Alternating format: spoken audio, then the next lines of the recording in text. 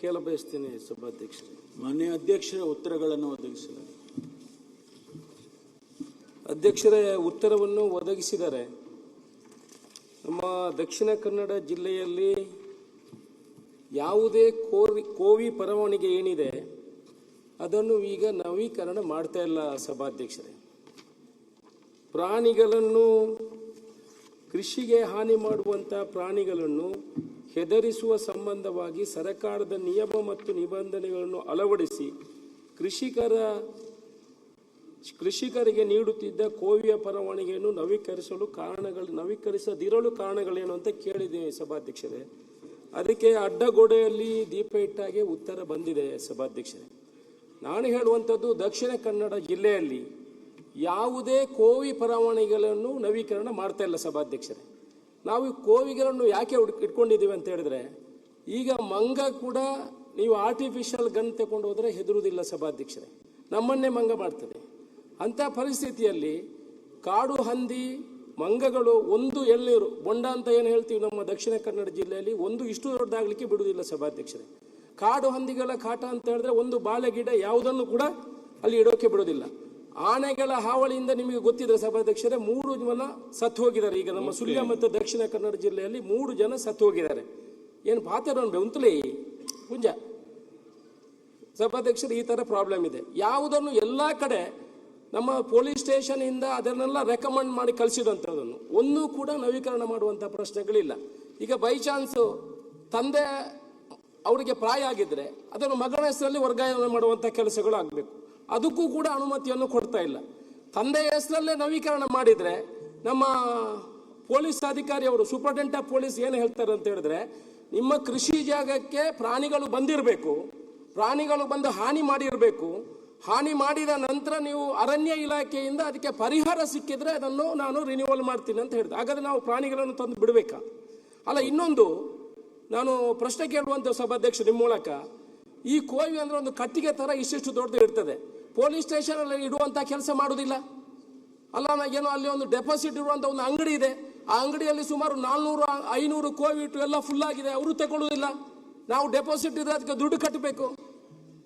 ನಾನು ಕೆಲವೊಂದು SP ಆಫೀಸಲ್ಲಿ ಒಂದು ಕಚೇರಿ ಮಾಡಿ ಇಲ್ಲ ಬೈಬ್ಯಾಕ್ ಸಿಸ್ಟಮ್ ಅನ್ನೋದ್ರು ಮಾಡಬೇಕಾಗ್ತದೆ. ಇಲ್ಲದೆ ರೈತರು ನಮ್ಮನ್ನು ಕೂತ್ಕೊಳ್ಳಿಕ್ಕೆ ಬಿಡುವುದಿಲ್ಲ ಸಭಾಧ್ಯಕ್ಷ. ರೈತರು ನಮ್ಮನ್ನು ಕೂತ್ಕೊಳ್ಳಿಕ್ಕೆ ಬಿಡ್ತಾ ಇಲ್ಲ. ರೈತರು ಡೈಲಿ ಬಂದು ಯಾಕೆ ಕೋವಿ ಕೊಟ್ಟಿದ್ರ, ನಾವು ಸೇಲ್ ಮಾಡಲಿಕ್ಕೆ ಇನ್ನೊಬ್ಬನಿಗೆ ಹೊಸ ಲೈಸೆನ್ಸ್ಗಳನ್ನು ಇಶ್ಯೂ ಮಾಡ್ತಾ ಇಲ್ಲ. ನಾನು ಹೇಳ್ತಾ ಇರುವಂತದ್ದು, ಗೃಹ ಮಂತ್ರಿಗಳಿಗೆ ನಿಮ್ಮ ಮೂಲಕ ಹೇಳ್ತಾ ಇರುವಂತದ್ದು, ಯಾರದು ಕ್ರಿಮಿನಲ್ ಕೇಸ್ ಇದೆ ಅವರಿಗೆ ಕೊಡಬೇಡಿ, ಯಾರದು ಅವ್ರದ್ದು ಏನಾದ್ರು ತೊಂದರೆಗಳಿದೆ ಅವರಿಗೆ ಕೊಡಬೇಡಿ. ಯಾರು ರೈತರು ಪಕ್ಕ ಇದೆ ಅದನ್ನು ಕೂಡ ನವೀಕರಣ ಮಾಡಲಿಕ್ಕೆ ಆಗುದಿಲ್ಲ ಅಂತ ಹೇಳಿದ್ರೆ ಹಾಗಾದ್ರೆ ಯಾರು ಕೇಳುವರಿಲ್ಲ ಸಭಾಧ್ಯಕ್ಷರೇ. ಈ ರೈತರನ್ನು ಗಡಿಬಿಡಿ ಮಾಡೋದಲ್ಲ, ಗಡಿಬಿಡಿ ವಿಚಾರ ಇದು, ಗಡಿಬಿಡಿ ವಿಚಾರ ಇದು. ಯಾರು ಇದಕ್ಕೆ ನಾವು ಎಷ್ಟೋ ಜನ ನಮ್ಮ ಹತ್ರ ಮಾತಾಡಿ ಆಯ್ತು, ಎಲ್ಲರ ಗಮನಕ್ಕೆ ತಂದಾಯ್ತು. ಮಂತ್ರಿಗಳಲ್ಲಿ ಅಲ್ಲ, ಇದು ಜನವೇ ತಮ್ಮ ಕೂತ್ಕೊಳ್ಳಿ ತಮ್ಮ ಅವರ ಆಯ್ತು, ಎಲ್ಲಾ ಕಡೆ ಸಮಸ್ಯೆ ಇದೆ. ಈಗ ಆಯ್ತು, ಉತ್ತರ ಕೇಳಿ, ಉತ್ತರ ಕೇಳಿ. ಈಗ ಉತ್ತರ ಕೇಳಿ ಇವ್ರೆ, ಉತ್ತರ ಕೇಳಿ ಮುಂಚೆ ಏನ್ ಮಾಡ್ತೀನಿ, ಉತ್ತರ ಹೇಳಿ, ಉತ್ತರ ಕೇಳಿ ಇವ್ರೆ, ಉತ್ತರ ಕೇಳಿ ತಮ್ಮ ಅವ್ರೆ, ಉತ್ತರ ಕೇಳಿ. ಅಧ್ಯಕ್ಷರೇ, ಈಗ ತಮ್ಮಯ್ಯವ್ರದ್ದು ಪೂಂಜಾರವ್ರದ್ದು ಎಲ್ಲ ಸೇಮ್ ಕ್ವಶನ್, ಒಂದು ಉತ್ತರ ಕೊಟ್ಟುಬಿಡಿ, ಕೂತ್ಕೊಳ್ಳಿ. ಅಲ್ಲ, ಅದೇ ಕ್ವಶನ್ ಗೊತ್ತಾಯ್ತು ನನಗೆ. ಈಗಾಗಲೇ ಮಾನ್ಯ ಅರಗ ಜ್ಞಾನೇಂದ್ರ ಅವರು ಮಾತನಾಡುವಾಗ, ಅವರು ಪ್ರಶ್ನೆ ಕೇಳುವಾಗ ಹೇಳಿದ್ದೇನೆ, ಈ ಕೋವಿಗಳನ್ನು ಅಥವಾ ಈ ಗನ್ನ ಲೈಸೆನ್ಸ್ಗಳನ್ನು ಕೊಡ್ತಕ್ಕಂಥದ್ದು ಜಿಲ್ಲಾಧಿಕಾರಿಗಳು, ಪೊಲೀಸ್ನವರು NOC ಕೊಡ್ತಾರೆ. ಅವರಿಗೆ ಒಂದು ಆರ್ಮ್ಸ್ ಆ್ಯಕ್ಟ್ ಅಂತಕ್ಕಂಥದ್ದು ಒಂದು ಕಾಯ್ದೆ ಇದೆ, ಕಾನೂನಿದೆ. ಅದಕ್ಕೆ ಪ್ಯಾರಾಮೀಟರ್ಸನ್ನು ಡಿಫೈನ್ ಮಾಡಿದ್ದಾರೆ, ವೆಲ್ ಡಿಫೈನ್ಡ್ ಪ್ಯಾರಾಮೀಟರ್ಸ್. ಅವರು ಆ ಕೋವಿ ಅವ್ರ ಹತ್ರ ಇದ್ದಾಗ ಅವರಿಗೆ ಅದನ್ನು ಉಪಯೋಗ ಮಾಡುವಂಥ ದೈಹಿಕ ಶಕ್ತಿ ಇರಬೇಕು, ಮಾನಸಿಕ ಅಸ್ವಸ್ಥತೆ ಇರಬಾರ್ದು, ಯಾವುದೇ ಕ್ರಿಮಿನಲ್ ರೆಕಾರ್ಡ್ಸು ಅಥವಾ ಕೇಸ್ಗಳಲ್ಲಿ ಇನ್ವಾಲ್ವ್ ಆಗಿರಬಾರ್ದು. ಈ ರೀತಿ 10 ಕ್ರೈಟೀರಿಯಾಗಳನ್ನು ಕೊಟ್ಟಿದ್ದಾರೆ. ಕೃಷಿಗೆ ಸಂಬಂಧಪಟ್ಟಾಗೆ ಅವರು ಇಂಥ ಕೃಷಿ ಭೂಮಿಯಲ್ಲಿ ಇರ್ತಕ್ಕಂಥ ಅಲ್ಲಿ ಇರುವಾಗ ಅವರಿಗೆ ಲೈಸೆನ್ಸ್ ಕೊಡ್ತಾರೆ. ಇವರೆಲ್ಲ ತಾಲೂಕಿನ ಹೊರಗಡೆ ಇದ್ದು, ಯಾವುದೋ ಪಟ್ಟಣದಲ್ಲಿದ್ದು ಕೃಷಿ ಭೂಮಿ ಎಲ್ಲೋ ಬೇರೆ ಕಡೆ ಇದ್ದಾಗ ಇಲ್ಲಿ ಅವರಿಗೆ ಇಟ್ಕೊಳ್ಳೋದಕ್ಕೆ ಅವಕಾಶವನ್ನು ಕೊಡೋದಿಲ್ಲ, ಕಾನೂನಲ್ಲಿ ಅವಕಾಶ ಇಲ್ಲ. ಈ ರೀತಿ ಅನೇಕ ನಿಬಂಧನೆಗಳಿರೋ ಕಾರಣಕ್ಕಾಗಿ ಅದು ತಡ ಆಗ್ಬೋದು. ಈಗ ನೋಡಿ, ಮಂಗಳೂರು ನಗರದಲ್ಲಿ 23ರಲ್ಲಿ 34 ಅರ್ಜಿಗಳು ಸ್ವೀಕೃತ ಆಗಿದೆ, 24ರಲ್ಲಿ 97 ಅರ್ಜಿಗಳು ಸ್ವೀಕೃತ ಆಗಿದೆ, 298 ಅರ್ಜಿಗಳು 25ರಲ್ಲಿ ಸ್ವೀಕೃತ ಆಗಿದೆ. ಅವಷ್ಟನ್ನು ಅವರು ಪ್ರಕರಣಗಳು ಯಾವುದೂ ಬಾಕಿ ಇಲ್ಲದೆ ಅವರು ಪರಿಶೀಲನೆ ಮಾಡಿ ಜಿಲ್ಲಾಧಿಕಾರಿಗಳು ಕೊಟ್ಟಿದ್ದಾರೆ. ಅದೇ ರೀತಿ ದಕ್ಷಿಣ ಕನ್ನಡದಲ್ಲಿ 367 24 298 25ರಲ್ಲಿದೆ. ಈ ವರ್ಷದಲ್ಲಿ 32 ಇದೆ. ಉಡುಪಿಯಲ್ಲಿ 750 23ರಲ್ಲಿ ಅರ್ಜಿಗಳಿದ್ರೆ 24ರಲ್ಲಿ 1050 ಇದೆ, 25ರಲ್ಲಿ 500 ಇದೆ. ಯಾರು ಅರ್ಜಿಗಳನ್ನು ಹಾಕ್ತಾರೆ ಅವರನ್ನ ಈ ಕ್ರೈಟೀರಿಯಾದಲ್ಲಿ ಪರಿಶೀಲನೆ ಮಾಡಿ ಜಿಲ್ಲಾಧಿಕಾರಿಗಳು ರಿನ್ಯೂ ಮಾಡಿ ಕೊಡ್ತಾರೆ. ಪೊಲೀಸ್ನವರು ಈ NOCಗಳನ್ನು ಕೊಡೋದು ಅಷ್ಟೇ ಬಿಟ್ಟರೆ ಅವರು ಲೈಸೆನ್ಸನ್ನು ರಿನ್ಯೂ ಮಾಡೋದಿಲ್ಲ, ಮಾಡೋರು ಜಿಲ್ಲಾಧಿಕಾರಿಗಳು. ಆದ್ದರಿಂದ ಮಾನ್ಯ ಸದಸ್ಯರಿಗೆ ಹೇಳೋದು ಬಯಸ್ತೀನಿ, ಜಿಲ್ಲಾಧಿಕಾರಿಗಳ ಕಚೇರಿಯಲ್ಲಿ ಏನಾದರೂ ವಿಳಂಬ ಆಗಿದ್ರೆ ಅದನ್ನು ತಾವು ಜಿಲ್ಲಾಧಿಕಾರಿಗಳಿಗೆ ಪ್ರಶ್ನೆಯನ್ನು ಕೇಳಬಹುದು.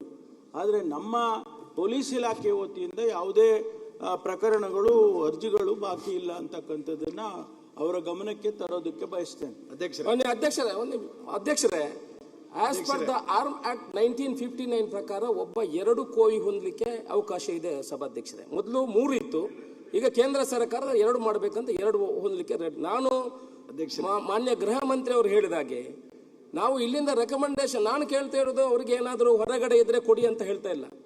ನಮ್ಮ ಗ್ರಾಮದಲ್ಲೇ ವಾಸ ಮಾಡ್ತಿರುವಂತ ರೈತರು ಸುಮಾರು 250ರಿಂದ 300 ಕೋವಿ ಲೈಸೆನ್ಸ್ಗಳನ್ನು ತಮ್ಮ ಸೂಪರಿಂಟೆಂಡೆಂಟ್ ಆಫ್ ಪೊಲೀಸ್ ಅವರಿಂದ ಕ್ಯಾನ್ಸಲೇಷನ್ ಮಾಡಿದ್ದಾರೆ. DC ಅವರು as per the NOC of the superintendent of police they will wish the licence. ನಾನು DC ಅವರ ಹತ್ರ ಕೂಡ ಮಾತಾಡಿದ್ದೀನಿ. ಯಾವತ್ತು ಪೊಲೀಸ್ ಇಲಾಖೆಯಿಂದ ನೆಗೆಟಿವ್ ರಿಪೋರ್ಟ್ ಬರ್ತದೆ, ನಾನು ಬೇಕಾದ್ರೆ 250 ಹೆಸರನ್ನು ಕೊಡ್ತೇನೆ ಮಾನ್ಯ ಗೃಹ ಸಚಿವರಿಗೆ, ಅದನ್ನು ನವೀಕರಣ ಮಾಡ್ಲಿಕ್ಕೆ ಏನು ತೊಂದರೆ. ನಾವೇನು ಏಜ್ ಆದ್ರೆ ಮಗನಿಗೆ ಕೊಡಿ ಮತ್ತೆ ಹೊಸ ಲೈಸೆನ್ಸ್ ಕೊಡಿ ಅಂತ ನಾವು ಕೇಳ್ತಾ ಇಲ್ಲ. ಆರ್ಮ್ಸ್ ಆಕ್ಟ್ ಪ್ರಕಾರ ಏನೇನು ಇದೆ ಅದನ್ನು ಕೊಡುವಂತ ಕೆಲಸವನ್ನು ಮಾಡಿ ಅಂತ ನಾವು ಹತ್ರ ಹೇಳುದು. ದಯಮಾಡಿ ಗೃಹ ಮಂತ್ರಿಗಳು ಸೂಚನೆ ಕೊಡಬೇಕು, ಅದನ್ನು ದಯಮಾಡಿ ನವೀಕರಣ ಮಾಡುವಂತ. ಹೊಸ ಲೈಸೆನ್ಸ್ಗೆ ನಾವೇನು ರಿಕ್ವೆಸ್ಟ್ ಇಲ್ಲ, ಅವ್ರಿಗೆ ಎಲಿಜಿಬಿಲಿಟಿ ಇದ್ರೆ ಕೊಡ್ಲಿ. ಇದು ರಿನ್ಯೂವಲ್ ಮಾಡಿದ್ರೆ ಅದನ್ನು ಮಾಡುವುದೇನು ಸಭಾಧ್ಯಕ್ಷರೇ? ಇಲ್ಲಾಂದ್ರೆ ಒಂದು ದೊಡ್ಡ ಗೋಡೌನ್ ಆದ್ರೂ ಓಪನ್ ಮಾಡಿದ್ರೆ ಗೃಹ ಇಲಾಖೆ ಅದರಲ್ಲಾಗಿ ತಗೊಂಡೋಗಿ ಇಡ್ತೀವಿ, ಬೈಬ್ಯಾಕ್ ಅನ್ನಾದ್ರೂ ಮಾಡ್ಲಿ, ಅದನ್ನ ತಗೊಂಡೋಗಿ ಇಡುದಲ್ಲಿ ಕಟ್ಟಿಗೆ ತರ ಹೇಳಿದ್ರಲ್ಲ ಸಚಿವರೇ ಉತ್ತರ ಅಲ್ಲ, ಆ ಉತ್ತರ ಅದರಲ್ಲಿ ನಮ್ಮ ಪ್ರಶ್ನೆಗೆ ಉತ್ತರ ಬರಬೇಕಲ್ಲ ಸಭಾಧ್ಯಕ್ಷ. ಅಧ್ಯಕ್ಷರೇ, ಸದಸ್ಯರು 250 ಅರ್ಜಿಗಳು ಇದೆ ಅಂತಕ್ಕಂಥದ್ದನ್ನು ಹೇಳಿದ್ದಾರೆ. ಅದು ನನಗೆ ಕಳಿಸ್ಕೊಡಿ ದಯಮಾಡಿ. ಎಲ್ಲೆಲ್ಲಿ ಬಾಕಿ ಇದೆ ಅದನ್ನ ನೀವು ಕಳಿಸ್ಕೊಟ್ರೆ ಪೊಲೀಸ್ ಇಲಾಖೆ ವತಿಯಿಂದ ಪೆಂಡಿಂಗ್ ಆಗಿದ್ರೆ ನಾನು ಅವ್ರಿಗೆ ಸೂಚನೆ ಕೊಡ್ತೇನೆ. ಪೆಂಡಿಂಗ್ ಅಂತಲ್ಲ, ಪೆಂಡಿಂಗ್ ಅಂತ ಕೇಳ್ತಾ ಇದ್ದಾರೆ ಸಭಾಧ್ಯಕ್ಷ. ಇವರು ಬಂದ ಕೂಡಲೇ ಅದನ್ನು ಅವರಿಗೆ ಕೊಡಬಾರ್ದು ಅಂತ ಬರೀತಾರೆ. ಆಯ್ತು, ಯಾವ್ದು ರಿಜೆಕ್ಟ್ ಪಟ್ಟಿ ಕೊಡಿ ಅವರಿಗೆ, ಪಟ್ಟಿ ಕೊಡುವಂತ ಕೆಲಸ ಮಾಡ್ತೀವಿ. ನಿಯಮಗಳು ಸರಿಯಾಗಿದ್ರೆ ಕೊಡ್ತಾರೆ, ಅದಕ್ಕೆ ನಾನು ಸೂಚನೆ ಕೊಡ್ತೀನಿ. ಪ್ರಾಕ್ಟಿಕಲ್ ನಿಯಮಗಳು ಸರಿ ಇದ್ರೆ ಕೊಡಲ್ಲ ಗ್ರಾಮಾಂತರಗಳೇ, ನಿಯಮಗಳು ಸರಿ ಇದ್ದದನ್ನೇ ಕೊಡುವುದಿಲ್ಲ. ನಿಯಮಗಳು ಸರಿಯಾಗಿದ್ರೆ ನಾನೇ ಸೂಚನೆ ಲಿಸ್ಟ್ ಕೊಡಿ, ಪರಿಶೀಲನೆ ಮಾಡಿ ನಿಯಮ ಪ್ರಕಾರ ಕೊಡ್ತಾರೆ ಅಂತ ಹೇಳಿದ್ದಾರೆ. ಕೊಡಿಸ್ತೀನಿ, ನಾನೇ ಕೊಡಿಸ್ತೇನೆ. Thank you. ಅಧ್ಯಕ್ಷೆ, ಆಯ್ತು, ರಿನ್ಯೂವಲ್ ಮಾಡ್ಸಕ್ಕೆ ಸಭಾಧ್ಯಕ್ಷೆ ಮಾನ್ಯ ಗೃಹ ಮಂತ್ರಿಗಳು ಗನ್ನನ್ನ ರಿನ್ಯೂವಲ್ ಮಾಡಿಸ್ಬೇಕು ಅಂತ ಹೇಳಿದ್ರೆ ತಾಲೂಕ್ ಹೆಡ್ ಕ್ವಾರ್ಟರ್ ಇಂದ ಜಿಲ್ಲಾ ಅಲ್ಲ, ಒಂದ್ ನಿಮಿಷ, SP ಇದಕ್ಕೆ ಗನ್ನನ್ನ ತಗೊಂಡು ಹಂಗಲ್ಲ, ರಿನ್ಯೂವಲ್ ಮಾಡ್ಸಕ್ಕೆ ನಾನು ಹೇಳೋದು ತಾಲೂಕ್ ಮಟ್ಟದಲ್ಲಿ ಅವಕಾಶ ಮಾಡಿಕೊಟ್ರೆ ಒಳ್ಳೇದು. ಯಾಕೆಂದ್ರೆ ಆ ಗನ್ನನ್ನ ಹಿಡ್ಕೊಂಡು KSRTC ಬಸ್ಸಲ್ಲಿ ಇದ್ರಲ್ಲೆಲ್ಲ ತಗೊಂಡು ಜಿಲ್ಲಾ ಇದು ಕಚೇರಿಗೆ ತಗೊಂಡೋಗಿ ಅಲ್ಲಿಂದ ರಿನ್ಯೂವಲ್ ಮಾಡಿಸ್ಕೊಂಡ್ ಬರ್ಬೇಕು. ತಾಲೂಕ್ ಕಚೇರಿಯಲ್ಲೇ ಕೊಟ್ರೆ ತುಂಬಾ ಅನುಕೂಲ ಆಗತ್ತೆ. ಇಲ್ಲ ಅಂದ್ರೆ ಜಿಲ್ಲಾ ಮಟ್ಟಕ್ಕೆ ತಗೊಂಡೋಗೋದು ವಾಪಸ್ ತಗೊಬರ್ತಕ್ಕಂಥದ್ದು ತುಂಬಾ ಕಷ್ಟ ಅಲ್ಲ. ಸಭಾಧ್ಯಕ್ಷ ಕ್ವಶನ್ ಹಾಕಿದ್ರೆ ನಂಗೆ ಬಂದಿಲ್ಲ 2 ವರ್ಷದಿಂದ ಕೊಡ್ತೀನಿ. ಅದಕ್ಕೋಸ್ಕರ ತಮ್ಮ ಮುಖಾಂತರ ಇಲ್ಲಿ ಹೇಳಿದ್ರೆ, ನೀವು ಇದ್ದಾಗ ಹೇಳಿದ್ರೆ ಅದು ಟ್ವೈಟ್ ಇರುತ್ತೆ. ಹಂಗಾಗಿ ದಯವಿಟ್ಟು ಮಾನ್ಯ ಗೃಹ ಮಂತ್ರಿಗಳು ಅದನ್ನ ತಾಲೂಕ್ ಕೇಂದ್ರದಲ್ಲೇ ರಿನ್ಯೂವಲ್ ಮಾಡ್ಕೊಡಕ್ಕೆ ಅವಕಾಶ ಮಾಡಿಕೊಟ್ರೆ ಬಾರಿ ಒಳ್ಳೇದು. ತಾಲೂಕ್ ಹೆಡ್ ಕ್ವಾರ್ಟರ್ ಇಂದ 100 ಕಿಲೋಮೀಟರ್ ತಗೊಬಂದು ಅದು ಪಾಲಿಸಿ ಡಿಸಿಷನ್, ಅದನ್ನ ನಾವು ಪರಿಶೀಲನೆ ಮಾಡಬಹುದು.